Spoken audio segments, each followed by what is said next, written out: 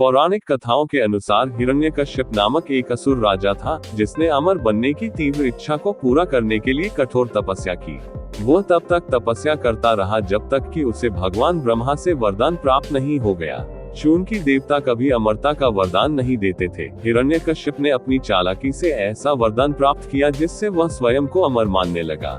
इस वरदान से उसे 5 विशेष शक्तियां प्राप्त हुई। उसे न तो किसी मनुष्य द्वारा मारा जा सकता था और न ही किसी पशु द्वारा। उसे न तो घर के अंदर मारा जा सकता था और न ही बाहर। उसे न तो दिन में मारा जा सकता था और न ही रात में। उसे न तो किसी अस्त्र से मारा जा सकता था और न ही किसी शस्त्र से। उसे न तो भूमि पर, न जल में और न ही आकाश में मारा जा सकता था।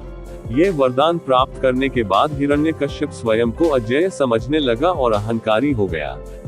उसने आदेश दिया कि केवल उसकी ही पूजा की जाए और जो उसका आदेश न माने उसे दंडित किया जाए या मार दिया जाए।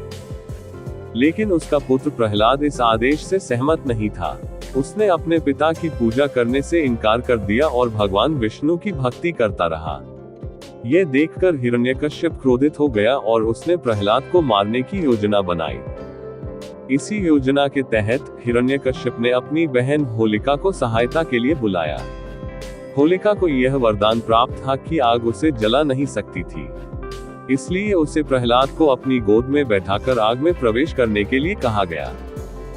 जब अग्नि प्रज्वलित हुई तो चौंकाने वाली घटना घटी। होलिका जलकर राख हो गई, जबकि प्रहलाद सुरक्षित और अजेय रहा।